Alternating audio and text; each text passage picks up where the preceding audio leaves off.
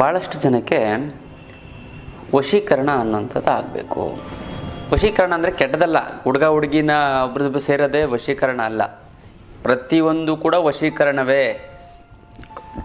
ಏನು ಟೀಚರು ತನ್ನ ವಿದ್ವತ್ತಿಂದ ಮಕ್ಕಳಿಗೆ ಪಾಠ ಹೇಳಿ ಮಕ್ಕಳೆಲ್ಲ ಟೀಚರ್ ಹೇಳ್ದಂಗೆ ಕೇಳಕಮ್ಮ, ಅದು ವಶೀಕರಣ. ತಂದೆ ತಾಯಿ ಮಕ್ಕಳನ್ನ ಅವ್ರು ಹೇಳ್ದಂಗೆ ಅದು ಕೂಡ ವಶೀಕರಣ. ಅಂದರೆ ಎಲ್ಲವೂ ಕೂಡ ವಶೀಕರಣ ಅಂತಂದರೆ ತಾನು ಹೇಳ್ದಂಗೆ ಕೇಳೋ ಹಾಗೆ ಮಾಡುವಂಥದ್ದು ವಶೀಕರಣ ಅಂತಂದರೆ. ಅಂದರೆ ತನ್ನದಾಗಿಸ್ಕೊಳ್ಳುವಂಥದ್ದು ಅಲ್ವಾ. ಈಗ ಯಾವುದೇ ರೀತಿಯಂಥ ಒಂದು ರಾಜಕಾರಣಿಗಳು ಬಂತಂದ್ರೆ ಸಾವಿರಾರು ಜನ ಸೇರಿಬಿಡ್ತಾರೆ, ಅಥವಾ ಫಿಲಮ್ ಆಗ್ತದೆ ಸಾವಿರಾರು, ಇದೆಲ್ಲ ವಶೀಕರಣವೇ ತಾನೇ ಅಲ್ವಾ. ಅಂದರೆ ತನ್ನ ಸಾಧನೆಯಿಂದ ವಶೀಕರಣವನ್ನು ಮಾಡ್ಕೋಬೇಕು.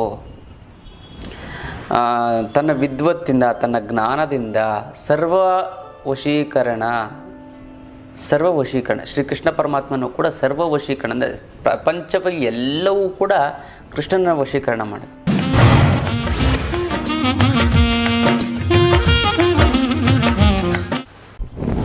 ಜೈ ಭಗವಾನ್. ಎಲ್ಲರಿಗೂ ನಮಸ್ಕಾರ. ಮಹಾದೇವಿ ಚದ್ಮಿಷ್ಟಪತಿ ಚಿಮಹಿ ತನ್ನ ಐಶ್ವರ್ಯಲಕ್ಷ್ಮಿ ಎಲ್ಲರಿಗೂ ನಮಸ್ಕಾರ. ಇವತ್ತಿನ ವಿಶೇಷ ಸಂಚಿಕೆಯಲ್ಲಿ ಅನೇಕ ವಿಚಾರಗಳನ್ನು ನಾವು ತಿಳ್ಕೋಣ. ಮೊದಲದಾಗಿ ಮುದ್ರೆಗಳು, ಯಾವ ಒಂದು ಮುದ್ರೆ ಮಾಡಿದರೆ ಏನು ಅನುಕೂಲ ಆಗುತ್ತೆ ಅಂತ ನಾವು ನೋಡ್ತಾ ಇದ್ದೇವೆ. ಅಂದರೆ ಈ ರಕ್ತದೊತ್ತಡ, B P, high B P ಆಗಿರ್ಬೋದು, ಲೋ ಬಿ ಪಿ ಆಗಿರ್ಬೋದು, ಇದಕ್ಕೆಲ್ಲ ರಕ್ತದ ಒತ್ತಡ ಮತ್ತು ಏರುಪೇರುಗಳು, ರಕ್ತ ಸಂಚಾರದಲ್ಲಿ ಏರುಪೇರುಗಳಾದರೆ ಬಿ ಪಿ ಉಂಟಾಗುತ್ತೆ. ಈ ಬಿ ಪಿ ಸರಿ ಹೋಗಬೇಕು ಅಂತಂದರೆ ನೀವು ಯಾವ ಒಂದು ಮುದ್ರೆ ಮಾಡಿದರೆ ಅನುಕೂಲ ಆಗುತ್ತೆ ಅಂದರೆ ಆಕಾಶ ಮುದ್ರೆ. ಬೆರಳು ಪ್ಲಸ್ ಮುದ್ರೆ, ತೋರ್ಬೆರಳು, ಉಂಗುರದ ಬೆರಳು, ಕಿರುಬೆರಳನ್ನು ನೇರವಾಗಿರುವಂತೆ ಎಚ್ಚರ ವಹಿಸಬೇಕು ಅಲ್ಲ, ಇದನ್ನು ಮಾಡಬೇಕು. ಈ ಆಕಾಶ ಮುದ್ರೆಯನ್ನು ನೀವು ಮಾಡೋದು ಅಂದರೆ ರಕ್ತದೊತ್ತಡ ಅಂತಂದರೆ ಹೈ ಬಿ ಪಿ ಮತ್ತು low B P. High B P ಇದ್ರೂ ನಾರ್ಮಲ್ ಬರುತ್ತೆ, ಲೋ ಬಿ ಪಿ ಇದ್ರೂ ನಾರ್ಮಲ್ ಬರುತ್ತೆ. 25 ನಿಮಿಷಗಳ ಕಾಲ ಒಂದು ಆಕಾಶ ಮುದ್ರೆಯನ್ನು ಮಾಡಿ ತುಂಬ ಚೆನ್ನಾಗಾಗುತ್ತೆ, ತುಂಬ ಒಳ್ಳೆಯದಾಗ್ತಾ ಬರುತ್ತೆ ಅಂತ ಹೇಳ್ಬೋದು. ಇದು ಮುದ್ರೆಯ ವಿಚಾರ. ಇನ್ನು ಬರಬೇಕಾಗಿರೋ ದುಡ್ಡು ಬರ್ತಾ ಇಲ್ಲ ಅಂತಂದರೆ, ಕೊಡೋರಿಗೆ ಕೊಡೋಕ್ಕಾಗ್ತಾ ಇಲ್ಲ ಅಂತಂದರೆ, ಸಿಕ್ಕಾಬಟ್ಟೆ ಸಾಲ ಆಗಿತ್ತು ಅಂತಂದರೆ, ಗುರುಗಳೇ ದುಡ್ಡು ನೀರು ಥರ ಖರ್ಚಾಗ್ತಾಯಿದೆ ಗುರುಗಳೇ, ಏನು ಮಾಡಬೇಕು ಅನ್ನೋದು ಗೊತ್ತಾಗ್ತಾನೇ ಇಲ್ಲ. ಇನ್ನು ಕೆಲವರು ಗುರುಗಳೇ ಫೋನ್ ಮೇಲೆ ಫೋನು, ಮೆಸೇಜ್ ಮೇಲೆ ಮೆಸೇಜ್, ಗುರುಗಳೇ ಸಾಲದವರು ದುಡ್ಡು ಕೊಡು, ಇಲ್ಲಾಂತಂದರೆ ಮನೆ ಹತ್ರ ಬಂದು ಗಲಾಟೆ ಮಾಡ್ತೀನಿ, ಕಂಪ್ಲೇಂಟ್ ಕೊಡ್ತೀನಿ, ನಾನು ಕೇಸ್ ಹಾಕ್ತೀನಿ ಅಂತ ಎಲ್ಲ ಎದುರಿಸ್ತಾ ಇದ್ದಾರೆ. ಭಯ ಆಗ್ತಾಯಿದೆ ಗುರುಗಳೇ, ಏನು ಮಾಡೋದು? ಎಷ್ಟೊಂದು ಜನಕ್ಕೆ ದುಡ್ಡು ಕೊಟ್ಕೊಂಡು ನಮ್ಗೆ ಬೇಕಾಗಿದ್ದವ್ರಿಗೆ ದುಡ್ಡು ಕೊಟ್ಬಿಟ್ಟಿದ್ದೀನಿ ಗುರುಗಳೇ, ವಾಪಸ್ ಕೇಳ್ತೇನೆ, ಕೊಡ್ತಾಯಿಲ್ಲ, ಫೋನ್ ಕಟ್ ಮಾಡ್ತಾರೆ, ಮಾತಾಡ್ಸೋದೇ ಬಿಟ್ಬಿಟ್ಟಿದ್ದಾರೆ ಅಂತ. ಇಂಥವ್ರಿಗೆಲ್ಲ ಈ ದುಡ್ಡು ಯಾವುದೇ ರೀತಿಯ ದುಡ್ಡು ವಾಪಸ್ ಬರಬೇಕು ಅಂತಂದರೆ ಇದಕ್ಕೆಲ್ಲ ಏಕೈಕ ರಾಮಬಾಣ ಅಂದರೆ ಅಷ್ಟಲಕ್ಷ್ಮಿ ಯಂತ್ರ. ಈ ಒಂದು ಅಷ್ಟಲಕ್ಷ್ಮಿ ಯಂತ್ರವನ್ನು ಮನೆಯಲ್ಲಿಟ್ಟು ಪೂಜೆ ಮಾಡಿ ಅದು ಎಂಥದ್ದೇ ರೀತಿಯಾದಂಥ ಸಮಸ್ಯೆಗಳು, ಹಣಕಾಸಿನ ಸಮಸ್ಯೆಗಳು ಕೂಡ ಸಂಪೂರ್ಣವಾಗಿ ನಿವಾರಣೆ ಆಗುತ್ತೆ ಅಂತಲ್ಲ. ಎಸ್ಪೆಷಲಿ ಈ ಒಂದು ಯಂತ್ರ ಅಂದರೆ ಅದ್ಭುತವಾದಂಥ ಯಂತ್ರ. ಇದನ್ನು ಸಾಲ ಸೋಲ ಇರುವಂಥವ್ರು ಮಾತ್ರ ತೊಗೋಬೇಕು ಅಂತ ಅಲ್ಲ. ಗುರುಗಳೇ ನನಗೆ ಸಾಲ ಸೋಲಗಳು ಏನಿಲ್ಲ, ಆದರೂ ನಾನು ಸೈಟ್ ತೊಗೊಂಡಿಲ್ಲ, ಮನೆ ಕಟ್ಟಿಲ್ಲ, ಮತ್ತು ಇಂಪ್ರೂವ್ಮೆಂಟ್ ಆಗಿಲ್ಲ ಗುರುಗಳೇ. ಫೋನ್ ಇನ್ನೊಂದು ಬಳಸ್ತೀನಿ ಅಂತಂದರೆ ನಮ್ಮ ಮಕ್ಕಳಿಗೆ ಒಳ್ಳೆ ಕಡೆ ಎಜುಕೇಷನ್ ಕೊಡೋಕ್ಕಾಗಿ ಲಕ್ಷಾಂತರ ರೂಪಾಯಿ ಆಗುತ್ತೆ, ಏನು ಮಾಡೋದು ಅನ್ನೋದು ಗೊತ್ತಾಗ್ತಾಯಿಲ್ಲ. ಇನ್ನೂ ಕೆಲವರು ಹೇಳ್ತಾರೆ, ಗುರುಗಳೇ ನನ್ನದು ಮಕ್ಳಿಗೆ ಒಳ್ಳೆ ಕಡೆ ಮದುವೆ ಮಾಡೋಕ್ಕಾಗಲ್ಲ ಗುರುಗಳೇ, ಸುಮ್ಮನೆ ಮನೇಲಿ ಕೂತಿದ್ದಾರೆ, ದುಡ್ಡಿಲ್ಲ ಅಂತ ಅಂದ್ಬಿಟ್ಟು ನನಗೆ ಬೆಂಡೆ ನೋಡೋಕೆ ಹೋಗಿಲ್ಲ ಅಂತ. ಎಷ್ಟು ಕಷ್ಟ ಗೊತ್ತಿಲ್ಲ. ಇದಕ್ಕೂ ತಲೆ ಕೆಡಿಸ್ಕೊಬೇಡಿ. ಇಂಪ್ರೂವ್ಮೆಂಟ್ ಆಗಬೇಕು ಅಂತಂದರೆ, ಮತ್ತು ಭಾಳ ಜನ ಕಾರ್ಗಿರ್ ತೊಗೊಂಡು ಓಡಾಡಬೇಕು, ನಮ್ಮ ಫ್ರೆಂಡ್ಸ್ ರಿಲೇಟಿವ್ಸ್ ಎಲ್ಲ ತೊಗೊಂಡು ಓಡಾಡ್ತಾರೆ, ಒಡವೆಗಳು ಮಾಡಿಸ್ಕೊಳ್ಬೇಕು ಅಂತ ಆಗ್ತಾಯಿಲ್ಲ ಗುರುಗಳೇ. ಅದಕ್ಕೂ ಕೂಡ ಏಕೈಕ ರಾಮಬಾಣ ಅಂದರೆ ಅಷ್ಟಲಕ್ಷ್ಮಿ ಯಂತ್ರನೇ ಅಲ್ಲ, ಪ್ರತಿಯೊಬ್ಬರ ಮನೆಯಲ್ಲೂ ಕೂಡ ಇರಬೇಕು ಮತ್ತು ಯಾಕಂದರೆ ಹಣಕಾಸು ಏನಿಲ್ಲದಿದ್ರೂ ಕಡೆಗೂ ನಡೆಯುತ್ತೆ, ಆದರೆ ದುಡ್ಡಿಲ್ಲ ಅಂತಂದರೆ ಕೂಡ ಜೀವನ ನಡೆಯೋದೇ ಇಲ್ಲ. ಅದಕ್ಕೋಸ್ಕರ ಆ ದುಡ್ಡು ಏನಂತಂದರೆ ದೃಷ್ಟಿ ದೋಷದಿಂದನೋ ಬೇರೆ ಯಾವುದೇ ರೀತಿಯಂಥ ಸಮಸ್ಯೆಯಿಂದನೋ ಕರ್ಮಗಳಿಂದನೋ ಈ ಒಂದು ನಮಗೆ ಹಣಕಾಸಿನ ಅಭಾವ ಸಡನ್ನಾಗಿ ಚೆನ್ನಾಗಿ ನಡೀತದೆ, ಇದ್ದಕ್ಕಿದ್ದಂಗೆ ಲಾಸ್ ಆಗಿಬಿಡ್ತದೆ, ಇದ್ದಕ್ಕಿದ್ದಂಗೆ ವ್ಯಾಪಾರ ನಿಂತೋಗ್ಬಿಡುತ್ತೆ. ಅದಕ್ಕೋಸ್ಕರ ನೀವೇನು ಮಾಡಿ ಅಷ್ಟಲಕ್ಷ್ಮಿ ಅಂತವನ್ನು ಮನೇಲಿ ಇಟ್ಟು ಪ್ರತಿಷ್ಠಾಪನೆ ಮಾಡಿ ಗೊತ್ತಲ್ಲ, ತುಂಬ ಒಳ್ಳೆಯದಾಗ್ತಾ ಬರುತ್ತೆ, ತುಂಬ ಚೆನ್ನಾಗಾಗ್ತಾ ಬರುತ್ತೆ ಗೊತ್ತಲ್ಲ. ನಾವು ಮಾಡ್ಕೊಳ್ಳಿ. ಎಂಥದ್ದೇ ಹಣಕಾಸಿನ ಸಮಸ್ಯೆನ ಮನೇಲಿ ಇಟ್ಟು ಪೂಜೆ ಮಾಡಿ ನಿವಾರಣೆ ಆಗ್ಬಿಡುತ್ತೆ. ಗೊತ್ತಲ್ಲ. ಏಕೆ ಮುಟ್ಟು ಕಟ್ಟು ಚೆಟ್ಟು ಮಡಿ ಮೈಲಿಗೆ ಸೂತ್ಕ ಗೀತ್ಕ ವೆಜ್ಜು ನಾನ್ ವೆಜ್ಜು ಜಾತಿ ಗೀತಿ ದಿಕ್ಕು ಗಿಕ್ಕು ಆ ಥರದ್ದೇನೂ ಇಲ್ಲ. ಇಟ್ಟರೆ ಸಾಕು ಕೆಲಸ ಆಗುತ್ತೆ. ದೇವರ ಮನೆಯಲ್ಲಾರು ಇಡ್ಬೋದು, ಬೀರಿನಲ್ಲಾರು ಇಡ್ಬೋದು. ಪ್ರತಿದಿನ ಪೂಜೆ ಮಾಡಲೇಬೇಕು ಅಂತ ಕಂಡೀಷನ್ ಏನಿಲ್ಲ. ಸುಮ್ಮನೆ ಇಟ್ಬಿಡಿ, ಅದು ಪಾಡೋದು ಕೆಲಸ ಮಾಡ್ತಾ ಇರುತ್ತೆ. ನಿಮಗೆ ಅದೆಂಥದ್ದೇ ಹಣಕಾಸಿನ ಅಭಾವ ಬಂತಂದರೆ ಯಾವುದೇ ರೀತಿಯ ದುಡ್ಡು ಬಂದರೆ ಪ್ರಾಬ್ಲಮ್ಸ್ ಆಗುತ್ತೆ. ಭಾಳಷ್ಟು ಜನ ಇಲ್ಲಿ ಗುರುಗಳೇ ತೊಗೊಂಡೋಗಿ 3-4 ತಿಂಗಳಾಯ್ತು ಗುರು, ಅರ್ಧ ಸಾಲ ತೀರಿಸ್ಬಿಟ್ಟಿದ್ದೀವಿ ಅಂತಾರೆ. ತುಂಬ ಖುಷಿಯಾಗುತ್ತೆ. ಇನ್ನು ಕೊರಿಯರಲ್ಲಿ ಕಳಿಸೋದಕ್ಕಾಗೋದಿಲ್ಲ, ನೇರವಾಗಿ ಖುದ್ದು ನನ್ನ ಭೇಟಿಯಾಗಿ ತಗೊಂಡು ಹೋಗಬೇಕು ಅಂತ ನಿಮ್ಮ ಕಡೆಯವ್ರನ್ನ ಯಾರು ಕಳಿಸಿ, ನಿಮ್ಮ ಮನೆಯವ್ರನ್ನ ಯಾರು ಕಳಿಸಿ, ಅವ್ರ ಕೈಲಿ ಕೊಟ್ಟು ಕಳಿಸಿ, ಅವ್ರು ನೇರವಾಗಿ ನಿಮ್ಮ ಮನೆಗೆ ತಂದು ಕೊಡ್ತಾರೆ. ತುಂಬ ಚೆನ್ನಾಗಾಗುತ್ತೆ, ಒಳ್ಳೆಯದಾಗ್ತಾ ಬರುತ್ತೆ. ಎಂಥದ್ದೇ ನೀವು ಏನೇ ತಲೆ ಕೆಡಿಸ್ಕೊಬೇಡಿ. ನಿಮ್ಗೆ ತುಂಬ ಹಣಕಾಸಿನ ಸಮಸ್ಯೆ ಇದೆ ಅಂದರೆ ಅಷ್ಟಲಕ್ಷ್ಮಿ ಯಂತ್ರ ಇದೆ, ಅದು ನಿಮ್ಮನ್ನು ಕಾಯಿದೆ ಅಲ್ಲ. ತುಂಬ ಬೆನಿಫಿಟ್ ಆಗುತ್ತೆ. ಇಟ್ಟವ್ರಿಗೆ ಅದರದ್ದೊಂದು ಒಂದು ಪ್ರಭಾವ ಏನು ಅಂತ ಗೊತ್ತಾಗುತ್ತೆ. ತುಂಬ ಜನ ಹಿಂದೆ ಕೂಡ ತುಂಬ ಜನ ತೆಗೆದುಕೊಂಡು ಒಳ್ಳೆಯದಾಗಿದೆ, ಈಗಲೂ ಕೂಡ ಆಗ್ತದೆ, ಮುಂದಕ್ಕೂ ಕೂಡ ಆಗ್ತಾ ಬರುತ್ತೆ ಇಲ್ಲ.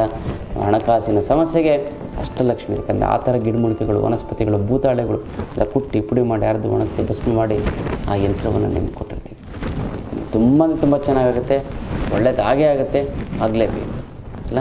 ಇದು ತುಂಬ ಅಂದರೆ ತುಂಬ ಉಪಯುಕ್ತವಾದಂಥ ಒಂದು ವಿಚಾರ ಅಂತ ಹೇಳ್ಬೋದು. ಪ್ರತಿಯೊಬ್ಬರು ಕೂಡ ಅಷ್ಟಲಕ್ಷ್ಮಿ ಯಂತ್ರವನ್ನು ನೀವು ಮನೇಲಿಟ್ಕೊಳ್ಳಿ. ನಿಮ್ಮ ಹಣಕಾಸಿನ ಸಮಸ್ಯೆಯಿಂದ ನೀವು ಎಲ್ಲ ರೀತಿಯಿಂದ ಹಣಕಾಸಿನ ಸಮಸ್ಯೆ ಸಂಪೂರ್ಣವಾಗಿ ಬಗೆಹರಿಸ್ಕೊಳ್ಳಿ ಅಂತ ಹೇಳ್ತೀನಿ. ಇದು ತುಂಬ ಉಪಯುಕ್ತ. ಯಾಕಂದರೆ ಪ್ರತಿಯೊಬ್ಬರು ಮನೆಯಲ್ಲೂ ಬೇಕೇ ಬೇಕು. ಯಾಕಂದರೆ ಹಣಕಾಸು ಯಾರಿಗೆ 80% ನಮ್ಮ ಜೀವನನ ಕಾಪಾಡುವಂಥದ್ದು ದುಡ್ಡು. ಹಾಗಾಗಿ ಹಣಕಾಸು ತುಂಬ ಅಂದರೆ ಇಂಪಾರ್ಟೆಂಟು. ಆ ಹಣಕಾಸನ್ನು ನಮ್ಮ ದೈವಶಕ್ತಿಯಿಂದ ಆ ಒಂದು ಹಣಕಾಸಿನ ಒಂದು ಅರಿವು ಜಾಸ್ತಿ ಆಗುತ್ತೆ. ಆ ಒಂದು ಶಕ್ತಿನ ಹೆಚ್ಚಿಸಿ ಮಾಡುತ್ತೆ ಈ ಒಂದು ಅಷ್ಟಲಕ್ಷ್ಮಿ ಯಂತ್ರ ಅಂತ ಹೇಳ್ಬೋದು. ಇದು ಯಂತ್ರದ ಒಂದು ವಿಚಾರ ಅಂತ ಹೇಳ್ಬೋದು. ಇನ್ನು ಭಾಳಷ್ಟು ಜನಕ್ಕೆ ವಶೀಕರಣ ಅನ್ನೋಂಥದ್ದು ಆಗಬೇಕು. ವಶೀಕರಣ ಅಂದರೆ ಕೆಟ್ಟದಲ್ಲ, ಹುಡುಗ ಹುಡುಗಿನ ಒಬ್ರದ್ದು ಸೇರೋದೇ ವಶೀಕರಣ ಅಲ್ಲ. ಪ್ರತಿಯೊಂದು ಕೂಡ ವಶೀಕರಣವೇ. ಏನು ಟೀಚರು ತನ್ನ ವಿದ್ವತ್ತಿಂದ ಮಕ್ಕಳಿಗೆ ಪಾಠ ಹೇಳಿ ಮಕ್ಕಳೆಲ್ಲ ಟೀಚರ್ ಹೇಳ್ದಂಗೆ ಕೇಳಕ್ಕೆ ಅದು ವಶೀಕರಣ.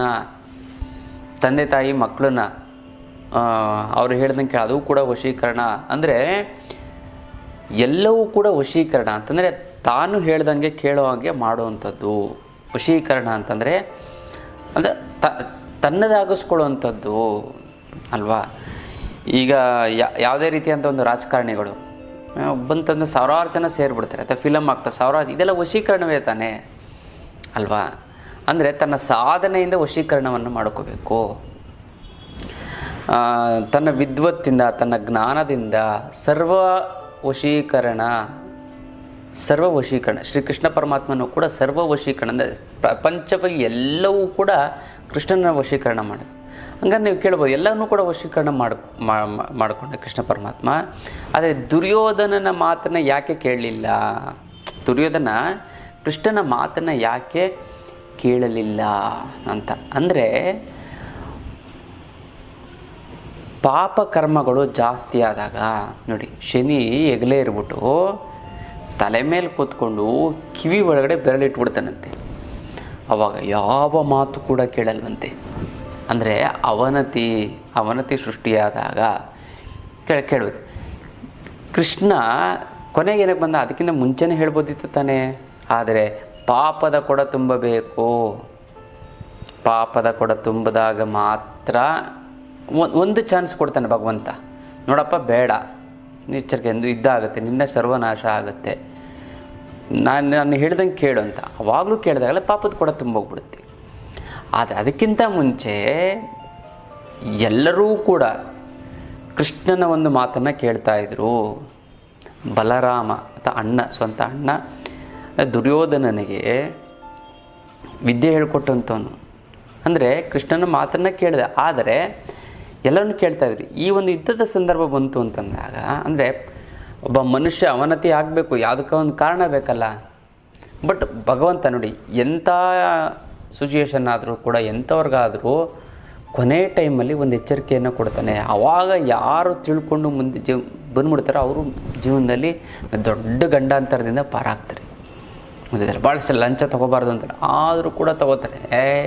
ಎಲ್ಲ CC ಕ್ಯಾಮ್ರಾ ಇದೆ ಅಂತಾರೆ, ಯಾರೋ ಬರ್ತಾರೆ ಏನೋ ರೆಕಾರ್ಡ್ ಮಾಡಿ ಅಂತಂದಾಗ ಲಂಚ ತೊಗೋತಾರೆ, ಸಿಕ್ಕಾಗೋ ಲೈಫ್ ಲಾಂಗ್ ಅವರು ಅನುಭವಿಸ್ತಾರೆ. ಕೆಲಸ ಹೊರಟೋಗ್ಬಿಡುತ್ತೆ, ಅವಮಾನ ಆಗುತ್ತೆ, ಹಣಕಾಸಿನ ಸಮಸ್ಯೆ ಪ್ರಾಬ್ಲಮ್ ಆಗಿಬಿಡುತ್ತೆ. ಅಂದರೆ ಅಷ್ಟು ಇದ್ದು ಕೂಡ ಗೊತ್ತಲ್ಲ, ಸಮಾಜದಲ್ಲಿ ಕಳ್ತನ ಆಗ್ತಾಯಿದೆ, ಎಲ್ಲರಿಗೂ ಗೊತ್ತು. ಯಾರಿಗೂ ಈಗ ಬುದ್ಧಿ, ಎಲ್ಲರಿಗೂ ಬುದ್ಧಿ, ಎಜುಕೇಟೆಡ್ಗಳು ಓದಿರೋ ವಿದ್ಯಾವಂತರುಗಳೇ ಕಳ್ತನ ಮಾಡ್ತಾರೆ ಅಂತಂದರೆ ಏನಕ್ಕೆ ಮಾಡ್ತಾರೆ ಅಂತಂದರೆ ಪಾಪದ ಕೊಡ ತುಂಬಬೇಕು, ತುಂಬಿದಾಗ ಯಾವ ಒಂದು ಮಾತನ್ನು ಕೇಳಲ್ಲ. ಆದರೆ ಅದಕ್ಕಿಂತ ಮುಂಚೆ ಶ್ರೀ ಕೃಷ್ಣ ಪರಮಾತ್ಮನ ಮಾತನ್ನು ಕೇಳಿ ಭಾಳಷ್ಟು ಜನ ಉದ್ಧಾರ ಆದರು. ಹೌದಲ್ಲ, ಒಂದು ಮಾತನ್ನು ಈಗ ಪಗಡೆ ಆಡಬೇಕಾದ್ರೆ ಭಾಳಷ್ಟು ಜನದ ಒಂದು ಮಾತು ಕೇಳ್ತಾ ಇರ್ತಾರೆ. ಈ ಧರ್ಮರಾಯ ಪಗಡೆ ಆಡಬೇಕಾದ್ರೆ ಮೋಸ ಮಾಡಿ ಶಕುನಿ ಏನು ಮಾಡ್ದ, ಮೋಸ ಮಾಡಿ ಅದು ಸೋಲಿಸ್ದ. ಅವಾಗ ಶ್ರೀ ಕೃಷ್ಣ ಪರಮಾತ್ಮ ಬಂದು ಕಾಪಾಡ್ಬೋದಿತ್ತಲ್ಲ, ಯಾಕೆ ಬರಲಿಲ್ಲ? ಭಾಳಷ್ಟು ಜನಕ್ಕೆ ಒಂದು ಪ್ರಶ್ನೆ. ಇದಕ್ಕೆ ಉತ್ತರ ಏನು ಅಂತಂದರೆ, ಕೃಷ್ಣನನ್ನು ಕೇಳ್ತಾರೆ, ಯಾಕೆ ನನ್ನ ಬಂದು ಕಾಪಾಡಲಿಲ್ಲ ಅಂತ ಕೇಳ್ತಾರೆ.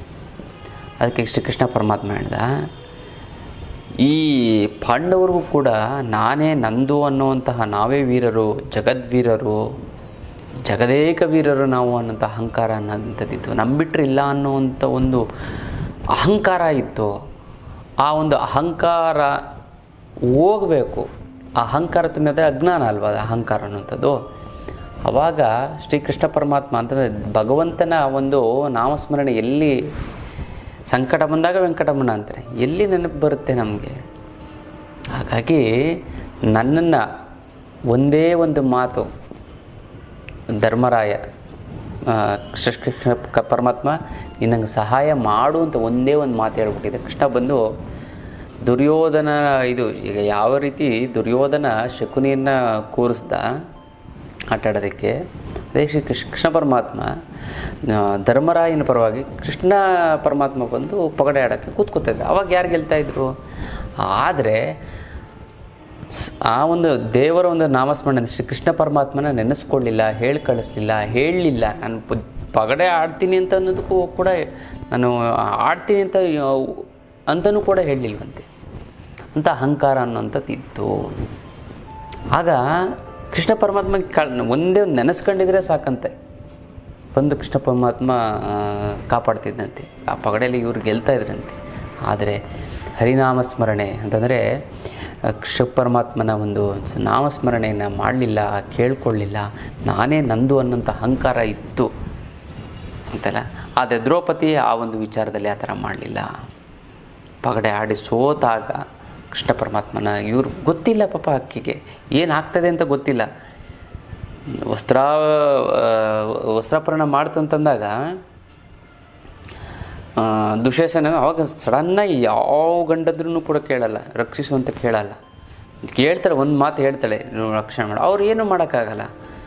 ಆವಾಗ ನೀವೆಲ್ಲ ಏನು ಭಗವಂತ ನನ್ನ ಜೊತೆ ಇದ್ದಾನೆ ಅಂತ ಅಂದ್ಬಿಟ್ಟು ಭಗವಂತನ ನಾಮಸ್ಮರಣೆ ಬಂದಾಗ ಆ ಸೀರೆಲ್ಲ ಬರ್ತದೆಲ್ಲ ನಿಮ್ಗೆ ಗೊತ್ತೇ ಇದೆ. ಹಾಗಾಗಿ ಎಲ್ಲವನ್ನು ವಶೀಕರಣ ಮಾಡಿಕೊಳ್ಳುವಂಥ ಒಂದು ಶಕ್ತಿ ಯಾರಿಗಿತ್ತು ಅಂದರೆ ಶ್ರೀಕೃಷ್ಣ ಪರಮಾತ್ಮನಿಗೆ ಮಾತ್ರ ಇತ್ತಂತೆ. ಪ್ರಪಂಚನ ಈಗಲೂ ಕೂಡ ಭಗವದ್ಗೀತೆ, ಆ ಭಗವದ್ಗೀತೆನೇ ಓದಿ ಲಕ್ಷಾಂತರ ಜನ, ಕೋಟ್ಯಾಂತರ ಜನ ಜೀವನ ಮಾಡ್ತಾಯಿದ್ದಾರೆ. ಆ ಒಂದು ಇದನ್ನು ಫಾಲೋ ಮಾಡ್ತಾಯಿದ್ದಾರೆ ಅಂತಂದರೆ ಪಾಲಿಸ್ತಾ ಇದ್ದಾರೆ. ತುಂಬ ಜನ ದಡ್ರು ಕೂಡ ಬುದ್ಧಿವಂತರಾದರೂ ಭಗವದ್ಗೀತೆನ ಓದಿ. ಪ್ರತಿಯೊಬ್ಬರು ಮನೆಯಲ್ಲೂ ಭಗವದ್ಗೀತೆ ಅನ್ನುವಂಥದ್ದು ಇರಬೇಕು, ತಿಳ್ಕೊಳ್ಳಿ. ಇರಬೇಕು. ಅಟ್ಲೀಸ್ಟ್ ನಿಮ್ಗೆ ಗೊತ್ತಾಗುತ್ತೋ ಇಲ್ವೋ, ನೀವು ಓದಿ. ಕನ್ನಡ ಅರ್ಥವೇ ಯಥಾರೂಪ ಅಂದ್ಬಿಟ್ಟು ಅರ್ಥ ಕನ್ನಡದಲ್ಲಿ ಕೊಟ್ಟಿರ್ತಾರೆ, ಇಂಗ್ಲೀಷಲ್ಲೂ ಕೊಟ್ಟಿರ್ತಾರೆ ಕನ್ನಡದ. ಅದನ್ನು ಒಂದೇ ಒಂದು ಪೇಜ್ ಓದಿ, ನಿಮ್ಗೆ ಅರ್ಥ ಆಗುತ್ತೋ ಬಿಡುತ್ತೆ, ಸುಮ್ಮನೆ ಒಂದು ಪೇಜ್ ಓದಿ. ಎಷ್ಟೊಂದು ಮನಸ್ಸಿಗೆ ಟ್ರಾನ್ಸ್ಫಾರ್ಮೇಷನ್ ಆಗುತ್ತೆ. ಏನೋ ಒಂಥರ ಒಂದು ಸ್ಫೂರ್ತಿ ಬರುತ್ತೆ, ಏನೋ ಒಂದು ಶಕ್ತಿ ಬರುತ್ತೆ, ಏನೋ ಒಂದು ಆನಂದ ಬರುತ್ತೆ, ಏನೋ ಒಂದು ಬುದ್ಧಿ ಹೊಡಿಯುತ್ತೆ ನನ್ನ ಕಷ್ಟಗಳು ಹೇಗೆ ಬಗೆಹರಿಸೋಂತ. ಒಂದು ಪೇಜ್ ಓದಿ ಸಾಕು, ನಿಮ್ಗೆ ಅರ್ಥ ಆಗುತ್ತೋ ಬಿಡುತ್ತೋ. ಅಯ್ಯೋ ನಮಗೆಲ್ಲ ಆಗುತ್ತಾ, ನಾವು ಇನ್ನೂ ಚಿಕ್ಕ ಏಜು, ನಮಗೆಲ್ಲ ಗೊತ್ತಾ, ಅದೆಲ್ಲ ತಲೆ ಕೆಡಿಸ್ಕೊಂಡು ಓದಿ. ಪ್ರತಿದಿನ ಒಂದು ಪೇಜ್ ನಿಮ್ಗೆ ಅರ್ಥ ಆಗುತ್ತೋ, ಅದು ಏನೋ ಒಂದು ಪಾಸಿಟಿವ್ ದೈವಿ ಶಕ್ತಿ ಇರುತ್ತೆ ಅದರಲ್ಲಿ. ನಿಮ್ಮಲ್ಲಿ ಏನೋ ಒಂದು ಓದಿದಾಗ ಏನೋ ಒಂದು ಜ್ಞಾನ ಓದಿತಾನೆ ಅದರಲ್ಲಿರೋದು ಪಾಸಿಟಿವ್ ಎನರ್ಜಿ ತಾನೆ. ಅದು ನಿಮ್ಮಲ್ಲಿ ಹೋಯ್ತು ಅಂದರೆ ನೆಗೆಟಿವ್ ಎನರ್ಜಿ ಹೋಯ್ತು, ಆವಚ್ಚ ಕಡೆ ಹೋಯ್ತು ಅಂತಲೇ ಅರ್ಥ. ಹಾಗಾಗಿ ಭಗವದ್ಗೀತೆಯನ್ನು ನೀವು ಸುಮ್ಮನೆ ನಿಮ್ಗೆ ಅರ್ಥ ಆಗುತ್ತೋ ಇಲ್ವೋ, ಅಯ್ಯೋ ಗುರುಗಳೇ ಕಷ್ಟ ಅದೆಲ್ಲ ಏಜ್ ಆದಮೇಲೆ ಓದೋದೆಲ್ಲ ಅಂತೇಳಿ ನಿಮ್ಗೆ ಟೈಮ್ ಇದೆಯೋ ಇಲ್ವೋ, ಕಷ್ಟ ನಿಮ್ಗೆ ಅರ್ಥ ಆಗುತ್ತೋ ಇಲ್ವೋ, ಓದಿ, ನಿಮಗೆ ಗೊತ್ತಾಗುತ್ತೆ. ಒಬ್ರಿಗೆ ಹೇಳಿದೆ ಇದೇ ಥರ, ಭಗವದ್ಗೀತೆ ಓದಿ ನಿಮ್ಮ ಕಷ್ಟಗಳು ಪರಿಹಾರ ಆಗುತ್ತೆ ಅಂತ. ಅಯ್ಯೋ ಗುರುಗಳೇ ಅದು ನಮಗೆಲ್ಲ ಅರ್ಥ ಆಗುತ್ತಾ ಗುರುಗಳೇ, ಅದೆಲ್ಲ ಇಲ್ಲ, ಕನ್ನಡದಲ್ಲೆಲ್ಲ ಫುಲ್ ವಿವರಣೆ ಕೊಟ್ಟಿರ್ತಾರೆ, ಅದನ್ನು ಓದಿ ಅಂತಂದು.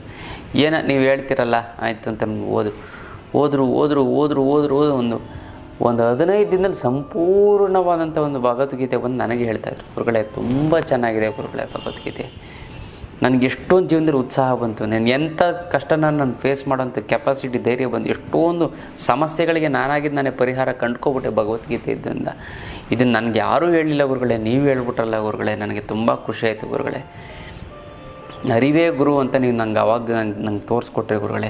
ನನ್ನ ಎಲ್ಲ ಪ್ರಾಬ್ಲಮ್ ಅದೇ ರೀತಿ 2-3 ತಿಂಗಳ ಪ್ರಾಬ್ಲಮ್ಮೇ ಸಾಲ್ವ್ ಆಗೋಯ್ತು, ಎಲ್ಲ ಥರದ ಪ್ರಾಬ್ಲಮ್ಮು ಸಹ ಈಗಲೂ ನೆನೆಸ್ಕೋತಾರೆ ಗುರುಗಳೇ. ನೀವೆಂಥ ಒಂದು ಹೇಳಿದ್ರಿ, ಇಷ್ಟು ನಮ್ಮ ಮನೇಲೇ ಇಟ್ಕೊಂಡು ನಾವು ಅದು ಓದಲಿಲ್ಲ ಗುರುಗಳೇ, ಮನೇಲೇ ಸಮಸ್ಯೆ ಬಗ್ಗೆ ಪರಿಹಾರ ಇದೆ, ಕೀ ಇದೆ, ನಾವೆಲ್ಲ ಊರೆಲ್ಲ ಹುಡುಕಾಡ್ತೀವಿ ಬೀಗ ಹಾಕ್ಬಿಟ್ಟು. ತುಂಬ ಅನುಕೂಲ ಆಯಿತು ಗುರುಗಳೇ. ನಾನು ನಮ್ಮ ಮಕ್ಳಿಗೂ ಕೂಡ ಓದಿಸ್ತೀನಿ, ನಾನು ಹೇಳ್ತೀನಿ ನಮ್ಮ ಮಕ್ಳುಗಳಿಗೆ, ನಮ್ಮ ಮಕ್ಕಳು ಮಾತು ಕೇಳಲ್ಲ ಅಂತ. ನಾನು ಹೇಳಿದೆ ನಿಮ್ಮ ಮಕ್ಕಳು ಮಾತು ಕೇಳ್ತಾರೋ ಬಿಡ್ತು, ನೀವು ಓದಿದಿರ ತಾನೆ, ನಿಮ್ಮ ಸಮಸ್ಯೆ ಬಗೆಹರಿತಾನೆ. ಜೈ ಗುರುದೇವನ್ನೇ ಇದ್ದಾನೆ, ಜೈ ಭಗವಾನಂದೇ ಇದ್ದಾನೆ ಅಂತಂದ್ರೆ ಆ ಥರ ನಿಮಗೂ ಕೂಡ ಪರಿಹಾರ ಆಗುತ್ತೆ. ಇನ್ನೊಂದು ಸರ್ವ ವಶೀಕರಣ ಆಗಬೇಕು ಅಂತ ಈ ತಂತ್ರವನ್ನು ಮಾಡಿ ತುಂಬ ಅನುಕೂಲ ಆಗುತ್ತೆ, ಎಲ್ಲವೂ ಕೂಡ ವಶೀಕರಣ ಆಗ್ತಾ ಬರುತ್ತೆ. ಏನು ಅಂತ ನಾನು ನೋಡೋದಂದರೆ, ಕಾಡಿಗೆನೇ ತೆಗೆದಿಟ್ಕೊಳ್ಳಿ, ಒಳ್ಳೆ ಕ್ವಾಲಿಟಿ, ಈ 20 ರೂಪಾಯಿದು ಕ್ವಾಲಿಟಿ ಇರಬೇಕು. ಅಂದರೆ ಅದರಲ್ಲಿ ಜಾಸ್ತಿ ಕಪ್ಪು ಬಣ್ಣ ಜಾಸ್ತಿ ಇರುತ್ತೆ ಅಂತ. ಕಾಡಿಗೆ ಹೆಣ್ಮಕ್ಳು ಯೂಸ್ ಮಾಡ್ತಾರೆ, ಅದನ್ನು ತೆಗೆದುಕೊಂಡು ಬನ್ನಿ. ಜೊತೆಗೆ ನೀವೇನು ಮಾಡಿ ಅಂತಂದರೆ ಮೇಯ್ನಾಗಿ ಈ ಓಂ ಕಾಳು ಅಂತ ಬರುತ್ತೆ, ಏನು ಹೇಳಿ, ಓಂ ಕಾಳು. ಇದು ಎಲ್ಲ ದಿನಸಿ ಅಂಗಡಿಲಿ ಸಿಗ್ತಾ ಬರುತ್ತೆ, ಫ್ರೋಝನ್ ಸ್ಟೋಲ್ ಸಿಗುತ್ತೆ. ಒಂದು ಇಡೀ ತಗೊಳ್ಳಿ, ಗೊತ್ತಲ್ಲ. ಎಡಗೈಯಿಂದ ಒಂದು ಬಾಣಲಿ ಅಥವಾ ಒಂದು ಡಬ್ಬದ ಕಂಟೈನರು ಒಂದು ಇದರಲ್ಲಿ 3 ಇಡೀ ಕರ್ಪೂರವನ್ನು ಹಾಕಿ, ಎಡಗೈಯಲ್ಲೇ ಹಾಕಬೇಕು ತಿಳ್ಕೊಳ್ಳಿ, ಏನು ಹೇಳಿ, ಎಡಗೈಯಲ್ಲಿ, ಬಲಗೈಯಲ್ಲಿ ಮುಟ್ಟಬಾರ್ದು, ಎಡಗೈಯಲ್ಲೇ ಹಾಕಬೇಕು. ಹಾಕಿ ನೀವೇನು ಮಾಡಬೇಕು ಅಂತಂದರೆ, ಹಾಕಿ ಬೆಂಕಿಯನ್ನು ಆಮೇಲೆ ಹಚ್ಬೋದು. ಒಂದು ಇಡೀ ಓಂ ಕಾಳನ್ನು ತೆಗೆದುಕೊಂಡು ನೋಡಿ, ಎಡ ಹಸ್ತದ ಮೇಲೆ ಬಲ ಹಸ್ತವನ್ನು ಇಡಿ, 2 ನಿಮಿಷ ಹಿಂಗೆ ಇಟ್ಕೊಳ್ಳಿ, ಗೊತ್ತಲ್ಲ. ಇದನ್ನು ನೀವು ಅಂಜನ ತಯಾರು ಮಾಡೋವಂಥದ್ದನ್ನು ಹೇಳ್ಕೊಡ್ತಾ ಇರೋವಂಥದ್ದು. ನನಗೆ ಸರ್ವ ವಶೀಕರಣವಾಗಲಿ, ಎಲ್ಲವೂ ಕೂಡ ಧನ ವಸ್ತು ವಾಹನಾದಿಗಳು, ಧನಕನಕ ವಸ್ತು ವಾಹನಾದಿಗಳು ಅಂತಂದರೆ ಎಲ್ಲವೂ ಕೂಡ ನಾನು ಹೇಳಿದ ಹಾಗೆ ಆಗಲಿ ಅಂತ ನೀವು ಭಕ್ತಿಯಿಂದ ನೀವೇನು ಮಾಡಿ ಅಂತಂದರೆ ಸಂಕಲ್ಪ ಮಾಡ್ಕೊಂಡು ನೋಡಿ, ಎಡ ಹಸ್ತದ ಮೇಲೆ ಬಲ ಹಸ್ತವನ್ನು ಹಿಂಗೆ ಇಡಿ, ಓಂಗಳನ್ನು ಇಟ್ಕೊಂಡು, ಇದೆಲ್ಲ ಏನಿಲ್ಲ, ಎಡಗೈಯಲ್ಲಿ ಏನಿಲ್ಲ ಇಟ್ಕೊಂಡು ನೀವು 3 ಇಡೀ ಕರ್ಪೂರ ಇರುತ್ತಲ್ಲ, ಗೊತ್ತಲ್ಲ, ಆ ಕರ್ಪೂರವನ್ನು ಎಡಗೈಯಲ್ಲೇ ಹಚ್ಚಬೇಕು. ಮೊದಲೇನು ದೀಪ ಇಟ್ಕೊಳ್ಳಿ. ಒಂದು ಇದನ್ನು ಬಲಗೈನ ಯಾವುದೇ ಕಾರಣಕ್ಕೂ ಮುಷ್ಟಿಯನ್ನು ಬಿಡಬಾರದು, ತಂತ್ರವಿದ್ಯೆ ಇದು, ತಂತ್ರಸಾರ, ಗೊತ್ತಲ್ಲ. ಇದು ತುಂಬ ಅನುಕೂಲ ಆಗಲಿ, ಜನಗಳಿಗೆ ಅನುಕೂಲ ಆಗಲಿ ಅಂತ ನಾನು ಹೇಳ್ತಾ ಇದ್ದೀನಿ. ಏನು ಮಾಡಬೇಕು ಅಂತಂದರೆ, ನೀವು ಇಡಬೇಕು, ಎಲ್ಲಿಡಬೇಕು, ಬೆಂಕಿಯನ್ನು ಹಚ್ಚಬೇಕು. ಈಚ್ 3 ಇಡೀ ಕರ್ಪೂರವನ್ನು ನೋಡಿ, ಕರ್ಪೂರ ಅನ್ನೋಂಥ ಒಂದು ಡಬ್ಬ ಇಟ್ಕೊಳ್ಳಿ. ತುಂಬ ರೀತಿಯಂಥ ಒಂದಿದೆ. ಇದನ್ನು ಆದಷ್ಟು ಮನೆ ಹೊರಗಡೆ ಮಾಡಿದ್ರೆ ಒಳ್ಳೆಯದು, ಸ್ಪೇಸ್ ಇರಬೇಕು. ಸ್ಕ್ರೀನು ಪಾನು ಇದ್ದೇ ಬತ್ಕೋದ್ಬಿಟ್ಟದ. ಆಮೇಲೆ ಸ್ವಲ್ಪ ಬೆಂಕಿ ಒಂದು ಹಾಲು ಅಥವಾ ಸ್ವಲ್ಪ ದೊಡ್ಡ ಜಾಗ ಎಲ್ಲಿ ಬೇಕಾದ್ರೂ ಮಾಡೋದು, ದೇವ್ರ ಮನೇಲೆ ಮಾಡಬೇಕು ಅಂತೇನಿಲ್ಲ. ಮಾಡಿದ ನಂತರ ನೀವೇನು ಮಾಡಬೇಕು, ಈ 1 ಇಡೀ ಓಂಗಳನ್ನು ಅಲ್ಲಿ ಹಾಕಬೇಕು. ಅದಕ್ಕೆ ಕರ್ಪೂರ ಎಲ್ಲ ಹತ್ತಿರುತ್ತಲ್ಲ, ಅದ್ಮೇಲೆ ಹಾಕಬೇಕು. ಅದು ಸ್ವಲ್ಪ ಸುಟ್ಟು ಕಪ್ಪಾಗುತ್ತೆ, ಭಸ್ಮ ಎಲ್ಲ ಆರಿದ್ಮೇಲೆ ಸ್ವಲ್ಪ ಹೊಗೆ ಆಗುತ್ತೆ ಮನೆ. ಅದಕ್ಕೆ ಸ್ವಲ್ಪ ಕಿಟಕಿ ಬಾಗಿಲೆಲ್ಲ ತೆಗೆದುಕೊಳ್ಳಿ. ಯಾಕಂದರೆ ಪ್ರಾಕ್ಟಿಕಲ್ ಮಾಡಿರೋಂಥ ಒಂದು ಅನುಭವ ಹೇಳ್ತೇನೆ. ಹೊಗೆ ಮನೇಲಿ ಕೇಳ್ಬೋದು, ಯಾರೋ ಇದೇನಪ್ಪ ಇದು ಮಾಡ್ತಾಯಿದೆ ಅಂತಲೇ ತಲೆ ಕೆಡಿಸ್ಕೋಬೇಡಿ. ಇಲ್ವಾ, ನೀವೊಂದು ಕೆಲಸ ಮಾಡಿ, ನಿಮ್ಮ ಮನೆಯಿಂದ ಹೊರಗಡೆ ಅಥವಾ ಒಂದು ಕಾಂಪೌಂಡ್ ಒಳಗಡೆ ನೀವು ಮಾಡಿ, ಒಟ್ಟಿನಲ್ಲಿ ಅದನ್ನು ಸುಡುವಂಥ ಒಂದು ವಿಧಾನವನ್ನು ಹೇಳ್ತೀನಿ. ಓಂ ಕಾಳನ್ನು ಸುಡಬೇಕು, ಅದು ಭಸ್ಮ ಆಗುತ್ತೆ ಸಂಪೂರ್ಣವಾಗಿ. ಆಮೇಲೆ ಆ ಒಂದು ಪಾತ್ರೆ ಅಥವಾ ಬಾಣಲಿಯಲ್ಲಿ ಏನಿರುತ್ತೆ, ಈ ಒಂದು ಈ ಥರ ಕಪ್ ಮೆತ್ಕೊಂಡಿರುತ್ತೆ ಫುಲ್ಲು ಸಂಪೂರ್ಣವಾಗಿ. ಅದನ್ನು ತೆಗೆದುಕೊಂಡು ಸಂಪೂರ್ಣವಾಗಿ ಇದೆಲ್ಲ ಒಂದು ಸ್ಪೂನಲ್ಲೋ ಏನೋ ಒಂದು ಇದು ಮಾಡಿಕೊಂಡು ಒಂದು ಚಿಕ್ಕ ಡಬ್ಬಿಲಲ್ಲಿ ಅದನ್ನು ಇಟ್ಕೋಬೇಕು ಕಪ್ಪನ್ನು. ಆ ಒಂದು ಭಸ್ಮವನ್ನು ಈ ಒಂದು ನಾನು ಇದು ಈ ಕಾಡಿಗೆ ಬರುತ್ತಲ್ಲ, ಎರಡನ್ನೂ ಕೂಡ ಮಿಕ್ಸ್ ಮಾಡಬೇಕು. ಚೆನ್ನಾಗಿ ಮಿಕ್ಸ್ ಮಾಡಿ ಒಂದು ಚಿಕ್ಕ ಡಬ್ಬಿಲಿ ಇಟ್ಕೊಳ್ಳಿ. ಇದನ್ನು ನೀವೇನು ಮಾಡಿದ್ದೆ, ಒಳ್ಳೆ ಕೆಲಸಕ್ಕೆ ಹೋಗಬೇಕು ಅಂತಂದರೆ ನೀವೇನು ಮಾಡಿದರೆ ನೆತ್ತಿಗೆ, ಹಣೆಗಲ್ಲ ನೆತ್ತಿಗೆ ನೋಡಿ ಹಿಂಗೆ ಇಟ್ಕೊಂಡು ಹೋಗಿ ಸಂಕಲ್ಪ ಮಾಡ್ಕೊಂಡು ಹೋಗಿ, ನಾನು ಇವತ್ತು ಇಂಥ ಕೆಲಸಕ್ಕೆ ಕೈ ಹಾಕ್ತಾಯಿದ್ದೀನಿ, ಇಂಥ ಕೆಲಸ ಸಕ್ಸಸ್ ಆಗಬೇಕು ಅಂದ್ಬಿಟ್ಟು ಹಾಕ್ಕೊಡು. ಆ ಒಂದು ಕೆಲಸಕ್ಕೆ ಸಂಬಂಧಪಟ್ಟಂಥ ಯಾವ್ಯಾವ ವ್ಯಕ್ತಿಗಳಿರ್ತಾರೋ ಎಲ್ಲವೂ ಕೂಡ ನೀವು ಹೇಳ್ದಂಗೆ ಕೇಳ್ತಾರೆ. ನೀವು ಹೇಳ್ದಂಗೆ ಕೇಳ್ತಾರೆ ಅಂದರೆ ಗುಲಾಮರ ಥರ ಬಂದು ಕೈ ಕೊಟ್ಟರು ನಿಂತ ಅದಲ್ಲ. ಈಗ ಯಾವುದೊಂದು ಅಂಗಡಿಗೆ ಹೋಗ್ತೀರಾ, 100 ರೂಪಾಯಿ ಹೇಳ್ತಾನೆ, 60 ರೂಪಾಯಿ ಕೊಡಪ್ಪ, ನೀನು ಯಾಕೆ ಅಷ್ಟೊಂದು ಜಾಸ್ತಿ ಹೇಳ್ತೀಯ, ಕೊಡು ಅಂತ. ಇಲ್ಲ ಸರ್ ಅಂತಾನೆ, ಇಲ್ಲಿ ನೋಡಪ್ಪ ಕೊಡು, ನೀನೊಂದು 70 ರೂಪಾಯಿ ಕೊಟ್ಬಿಡು ಅಂತ ತಕ್ಷಣ ಆಯ್ತು ತಗೊಳ್ಳಿ ಸರ್ ಅಂತ ಕೊಟ್ಟು 100 ರೂಪಾಯಿ ಇರೋಂದ್ರೂ ಹಿಂದಿನ ದಿನ ಕೇಳಿದ್ರೆ ಕೊಟ್ಟಿರಲ್ಲ, ಆದರೆ ಇವತ್ತಿನ ದಿನ ಕೊಡ್ತೇನೆ. ಈ ಥರ ಯಾವುದೇ ರೀತಿಯಂಥ ಒಂದು ಸರ್ಕಾರಕ್ಕೆ ಸಂಬಂಧಪಟ್ಟಂಥದ್ದು ಆಫೀಸ್ ಕೆಲಸಗಳಿಗಾಗಲಿ ಇದನ್ನು ಇಟ್ಕೊಂಡು ಹೋಗಿ ತುಂಬ ಸರ್ವರ್ಷೀಕರಣ ಒಂದು ಡಬ್ಬಿಲಿ ಇಟ್ಕೊಳ್ಳಿ. ನೀವು ಮಾಡಿ, ನಿಮ್ಮವ್ರಿಗೂ ಕೂಡ ಇದು ಅಡೆಗೆ ನೆತ್ತಿಗೆ ಇಟ್ಟು ಕಳಿಸಿ. 100% ವಶೀಕರಣ ಆಗ್ತಾರೆ. ಎಲ್ಲದಕ್ಕೂ ಒಂದು ಟೀಚರು ಮಕ್ಕಳನ್ನು ವಶೀಕರಣ ಮಾಡ್ಕೋಬೇಕು ಅಂತಂದರೆ ಅಂದರೆ ಒಂದು ಒಳ್ಳೆಯದು. ಗಂಡ ಹೆಂಡ್ತಿನ ಗಂಡನ್ನು ಈ ಥರ ವಶೀಕರಣ ಮಾಡಿಕೊಳ್ಳುವಂಥ ಒಂದು ತಂತ್ರ ವಿಭಾಗ ಇದನ್ನು ಮಾಡ್ಕೊಳ್ಳಿ. ಸರ್ವ ವಶೀಕರಣ ಆಗ್ತಾ ಬರುತ್ತೆ. ತುಂಬ ಚೆನ್ನಾಗುತ್ತೆ, ತುಂಬ ಒಳ್ಳೆಯದಾಗುತ್ತೆ. ತುಂಬ ಸರಳವಂತ ಸುಲಭವಂತಂದು ತಂತ್ರ ವಿಧಾನ. ಹಣಕಾಸಿನ ಸಮಸ್ಯೆಗೇನು ನೀವು ಅಷ್ಟಲಕ್ಷ್ಮಿಯಿಂದ ತೆಗೆದುಕೊಂಡು ಬಗೆಹರಿಸ್ಕೊಳ್ಳಿ. ಆದರೆ ಜೀವನದ ಸಮಸ್ಯೆಗೆ ನಾನು ಯಂತ್ರ ಮಂತ್ರ ಮತ್ತು ತಂತ್ರವನ್ನು ನಿಮಗೆ ಹೇಳ್ಕೊಡ್ತಾರೆ ಅಂತಲ್ಲ, ವೆರಿ ಬ್ಯೂಟಿಫುಲ್. ಜೊತೆ ಮುದ್ರೆಯನ್ನು, ಆರೋಗ್ಯದ ಸಮಸ್ಯೆಗೆ ಮುದ್ರಾ ಯೋಗವನ್ನು ಹೇಳ್ಕೊಡ್ತೀನಿ. ಮುದ್ರೆಗಳು ಮಾಡಿದ್ರೆ ಸಾಕು, ಆ ಮುದ್ರೆಯಿಂದ ಗುಣ ಮಾಡೋಕ್ಕಾಗದಂಥ ಕಾಯಿಲೆಗಳೇ ಇಲ್ಲ. ಹಾಗಾಗಿ ಮುದ್ರೆಯನ್ನು ಹೇಳ್ಕೊಡ್ತೀವಿ, ಮಂತ್ರೋಪದೇಶವನ್ನು ಹೇಳ್ಕೊಡ್ತೀನಿ. ಆ ಒಂದು ಮಂತ್ರವನ್ನು ಹೇಳ್ಕೊಡಿ. ನೀವು ಹೇಳ್ಕೊಬಿಟ್ರೆ ಸಾಕು, ಒಂದು 6 ತಿಂಗಳು ಅದು ಅಂತ ನಿಮ್ಮ ಮಂತ್ರ ಒಂದು ನಿಂಬೆಹಣ್ಣು ಕೊಟ್ಟರೆ ಸಾಕು, ಅವ್ರ ಪ್ರಾಬ್ಲಮ್ ಸಾಲ್ವ್ ಆಗ್ಬಿಡುತ್ತೆ. ನಿಮ್ಮ ಪ್ರಾಬ್ಲಮ್ಮೇ ಸಾಲ್ವ್ ಆಗಿ ಕೊಡಿ. ಸಿದ್ಧಿ ಮಾಡಿಕೊಂಡು ನೀವು ಒಂದು ಕುಂಕುಮ ಕೊಟ್ಟರೆ ಸಾಕು, ಒಂದು ಹಣ್ಣು ಕೊಟ್ಟರು ಸಾಕು, ಅವ್ರಿಗೆ ಒಳ್ಳೆಯದಾಗ್ಬಿಡುತ್ತೆ. ಅದಕ್ಕೋಸ್ಕರ ಈ ಒಂದು ಯಂತ್ರ ಮಂತ್ರ ಮತ್ತು ತಂತ್ರದ ಶಿಬಿರವನ್ನು ಮಾಡ್ತಾಯಿದ್ದೀವಿ ಅಲ್ಲ. ತಿಂಗಳ ಕೊನೆ ಶನಿವಾರ ಮತ್ತು ಭಾನುವಾರ ಇರುತ್ತೆ. ಮಿಸ್ ಮಾಡದೆ ಈ ಒಂದು ಶಿಬಿರವನ್ನು ಅಟೆಂಡ್ ಮಾಡಿ. ಅದು ಎಂಥದೇ ಸಮಸ್ಯೆ ಇದ್ದರೂ ಕೂಡ ನೀವೇ ಬಗೆಹರಿಸ್ಕೋಬೋದು. ಒಂದು 3 ಕಾರಣಗಳಿಗೋಸ್ಕರ ಇದನ್ನು ನೀವು ಈ ಒಂದು ಶಿಬಿರವನ್ನು ಅಟೆಂಡ್ ಮಾಡಿ. ಒಂದು, ಎಲ್ಲ ರೀತಿಯ ಸಮಸ್ಯೆಗಳನ್ನು ನಿವಾರಣೆ ಮಾಡ್ಕೊಳ್ಳೋಕ್ಕೆ ಮತ್ತು ಆ ಸಮಸ್ಯೆಗಳು ತಡೆಯೋಕ್ಕೆ, ಮತ್ತು ಜೀವನದಲ್ಲಿ ನಿಮಗೆ ಸಂಬಂಧಪಟ್ಟಂಥ ವ್ಯಕ್ತಿ, ಅಕ್ಕ ತಂಗಿ, ಅಣ್ಣ ತಮ್ಮ, ಬಂಧು ಬಳಗ, ರಿಲೇಟಿವ್ಸ್, ಅವ್ರುಗಳಿಗೆ ಸಮಸ್ಯೆಯನ್ನು ಬಗೆಹರಿಸ್ಕೊಂಡು ಯಂತ್ರ ಬರೆಯೋದನ್ನು ಹೇಳ್ಕೊಡ್ತೀವಿ. ಮಂತ್ರವನ್ನು ಯಾವ ರೀತಿ ಸಿದ್ಧಿ ಮಾಡ್ಕೊಂಡು ಯಾವ ಸಮಸ್ಯೆಗೆ ಯಾವ ಮಂತ್ರವನ್ನು ಹೇಳ್ಕೊಡ್ತೀವಿ. ಜೊತೆಗೆ ಮುದ್ರಾ ಯೋಗವನ್ನು ಹೇಳ್ಕೊಡ್ತೀನಿ ಮತ್ತು ತಂತ್ರವನ್ನು ಹೇಳ್ಕೊಡ್ತೀನಿ. ಕೆಲವೊಂದು ವಸ್ತುಗಳನ್ನು ಯಾವ ರೀತಿ ಇಟ್ಕೋತು ಅಂತಂದರೆ ಏನಿಲ್ಲ, ನೀವು ಹೋಗ್ಬೇಕಾದ್ರೆ ದಾಡಿ ಒಂದು ಸೊಪ್ಪು ಕಿತ್ಕೊಂಡು ಹೋದ್ರೆ ಸಾಕು, ನಿಮ್ಮದು ದೋಷ ಪರಿಹಾರ ಆಗ್ತಾ ಬರುತ್ತೆ. ಒಂದು ಸೊಪ್ಪು ಕಿತ್ಕೊಂಡು ಒಂದು ಜೋಗಲ್ಲಿ ಬಲಗಡೆ ಜೋಗಲ್ಲಿ ಇಟ್ಕೊಂಡು ಹೋಯ್ತು ಅಂತಂದರೆ ಅದು ಯಾವ ಸೊಪ್ಪು ಅನ್ನೋಂಥದ್ದು ನಾನು ನಿಮಗೆ ಶಿಬಿರದಲ್ಲಿ ಹೇಳ್ಕೊಡ್ತೀನಿ. ಯಾಕಂದರೆ ಒಂದೊಂದು ಗಿಡಮೂಲಿಕೆಗಳು ಒಂದೊಂದು ದೇವತೆಗೆ ಸಮ. ಯಾವ ರೀತಿಯಲ್ಲಿ ಯಾವ ಒಂದು ವಸ್ತುವನ್ನು ಹೇಗೆ ಉಪಯೋಗಿಸ್ಬೇಕು ಅನ್ನುವಂಥದ್ದು ತಂತ್ರ. ಅದಕ್ಕೋಸ್ಕರ ಶತ್ರುಬಾಧೆ ಏನಿಲ್ಲ, ತುಂಬ ಸಿಂಪಲ್ ಆಗಿರೋವಂಥದ್ದು.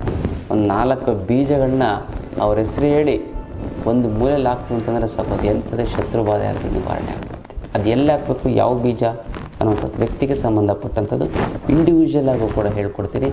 ಮತ್ತು ಇವಾಗ ನಿಮಗೆ ಯಾವುದೊಂದು ಶತ್ರು ಕೆಲವೊಂದು ಸಮಸ್ಯೆಗಳನ್ನ ಹೇಳ್ಕೊಡೋದಕ್ಕಾಗೋದಿಲ್ಲ, ಅದಕ್ಕೆ ಯಾವ ತಂತ್ರ ಅದನ್ನು ನಾನು ನಿಮಗೆ ಹೇಳ್ಕೊಡ್ತೀನಿ.